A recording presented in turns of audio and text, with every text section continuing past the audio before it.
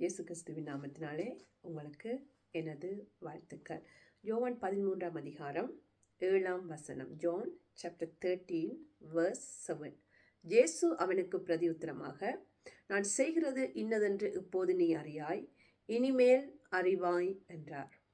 இயேசு பேதுருவை பார்த்து, நான் இப்போது உனக்கு செய்கிற காரியங்கள் என்னவென்று உனக்கு இப்பொழுது புரியாது, பிற்பாடு நீ அறிந்து கொள்வாய் என்று சொல்லுகிறார். எனக்கு பிரியமானவர்களே, உங்களுடைய வாழ்க்கையிலே, உங்களுடைய மனதிலே இந்த கேள்வி இருக்கலாம், ஏன் என்னுடைய வாழ்க்கையிலே இப்படியான காரியங்கள் நடக்கிறது?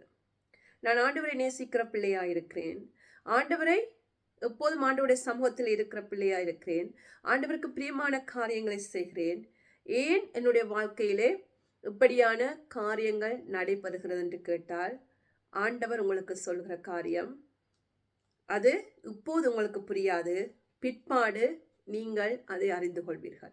ஏன் என்னை ஆண்டவர் இந்த பாதையினூடாக நடத்தினார், ஆண்டவர் இந்த காரியங்கள் என்னுடைய வாழ்க்கையில் அனுமதித்தார் என்று நீங்கள் இப்போது உங்களுக்கு புரியாது, பிற்பாடு நீங்கள் அறிந்து கொள்வீர்கள் என்று சொல்கிறார். ஆனால் எந்த காரியம் உங்களுடைய வாழ்க்கையில் நடக்கும் போதும் நம்முடைய இருதயத்தில் இருக்க வேண்டிய காரியம் அந்த ரோமர் 8:28.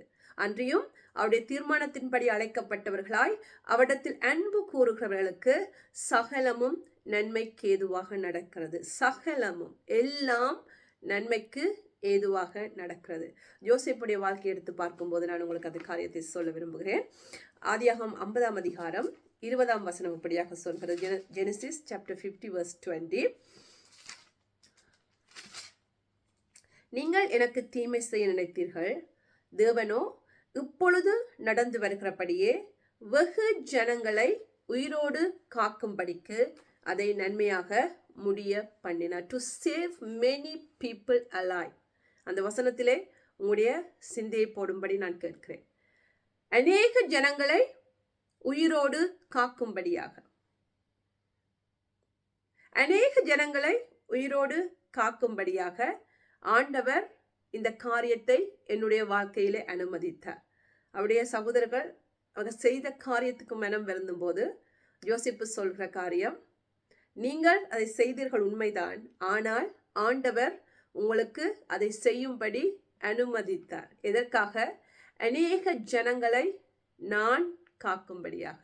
எனக்கு பிரியமானவர்களே, ஆண்டவர் உங்களை நடத்துகிற பாதை இதற்காகத்தான். அநேக ஜனங்களை நீங்கள் உயிரோடு காக்கும்படியாக, அநேக ஜனங்களுக்கு நீங்கள் கிறிஸ்துவை பற்றி சொல்லி அவர்களை தேவனுடைய ராஜ்யத்தில் சேர்க்கும்படியாக, அநேக ஜனங்களுக்கு கர்த்தருடைய நற்செய்தியை சொல்லி தேவனுடைய அன்பை சொல்லி அவர்களை நரகத்திலிருந்து மீட்டுக் கொள்ளும்படியாக. புரிகிறதா பிரியமானவர்களே? ஆண்டவர் உங்களை பயன்படுத்தும்படியாக, ஆண்டவர் உங்களை உபயோகிக்கும்படியாக இந்த காரியங்களூடாக உங்களை நடத்தி வருகிறார். எனக்கு பிரியமானவர்களே, அது மட்டுமல்ல, ஆண்டவருக்கு நீங்கள் ஊழியம் செய்யும்படிக்கு. இங்கே சொல்லப்பட்டிருக்கிறது அநேக ஜனங்களை காக்கும்படி. அது நம்ம எல்லோர் மீதும் விழுந்த கடமையா இருக்கிறது. நரகத்துக்கு போகிற மக்களை தேவனுடைய பக்கமாக, பரலோகத்தின் பிள்ளைகளாக மாற்ற வேண்டும், அவர்களை உயிரோடு காக்க வேண்டும். ஒரு சிலரை அல்ல, அநேகரை நீங்க சொல்லப்பட்டிருக்கிறது. அநேகரை உயிரோடு நாம் காப்பாற்ற வேண்டும்.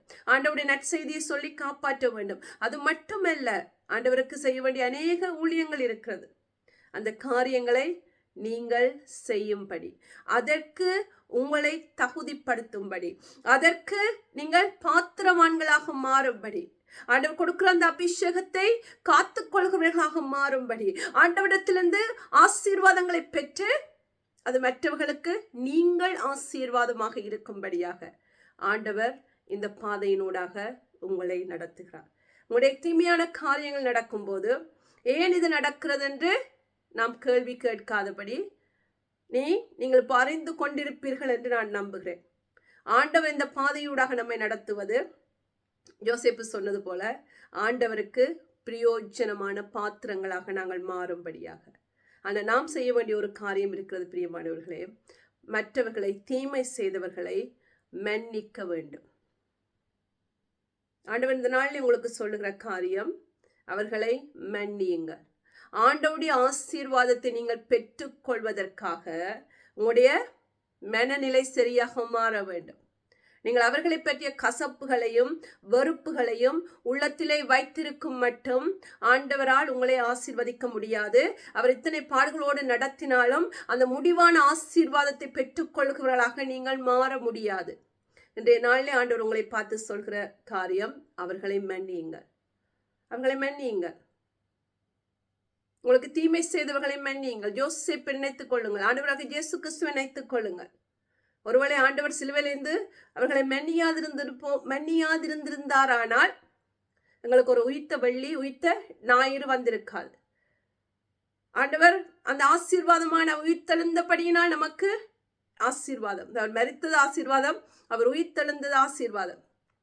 ஒருவேளை அந்த ஆசீர்வாதத்தை ஆண்டவராக இயேசு கிறிஸ்து கூட எழுந்திருக்கலாம். அப்பொழுது அவர்களை மற்றவர்களை மன்னியாதிருக்கும்படி இருந்திருந்தாரானால், பிதாவை இவர்கள் செய்கிறது இன்னதென்று அறியாதிருக்கிறார்கள் என்று சொல்லி அவர்களை மன்னித்த தேவன் நமக்கு ஒரு மாதிரியை முன்வைத்து போயிருக்கிறார்.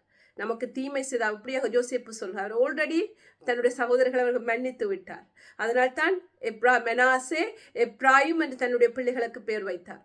ஆகையால் எனக்கு பிரியமானவர்களே, ஆண்டவர் உங்களை இந்த பாதையினூடாக நடத்துவது உங்களை அவருடைய ஊழியத்துக்கு, அவருடைய ஆசீர்வாதங்களுக்கு சுதந்திரவாளிகளாக மாற்றும்படி, மற்றவர்களுக்கு நீங்கள் ஆசீர்வாதமாக இருக்கும்படியாக. ஆகையால் உங்களுடைய மனநிலை சரியாக இருக்கட்டும். எப்போதும் சகலமும் நன்மைக்கு ஏதுவாக நடைபெறுகிறது என்ற அந்த வசனம் உங்களுக்கு ஊழியம் செய்யட்டும். அந்த தவறான சிந்தை எங்களுடைய இருதயத்தில் வரும்போது உடனடியாக அந்த வசனம் உங்களோடு பேசட்டும். மற்றவர்களை மன்னிக்கிற இருதயத்தை கர்த்தர் கொடுப்பாராக. ஏனென்று சொன்னால், ஆண்டவர் நமக்காக வைத்திருக்கிற ஆசீர்வாதங்களை பெற்றுக்கொள்ளும்படியாக, ஆண்டவர் நம்மை ஆசீர்வதித்து மற்றவர்கள் எங்களை மூலமாக ஆசீர்வதிக்கப்படும்படியாக, மற்றவர்களை மன்னிக்கிற இருதயத்தையும் கர்த்தர் இந்த நாள் நமக்கு கொடுப்பாராக. கர்த்தர் நிறைவாய் உங்களை ஆசீர்வதிப்பாராக. இப்பொழுது நீங்கள் அறிந்து கொண்டிருப்பீர்கள் என்று நான் கர்த்தருக்குள் விசுவாசிக்கிறேன். தொடர்ந்து கர்த்தர் நம்மை ஆசீர்வதிப்பாராக. ஆமென்.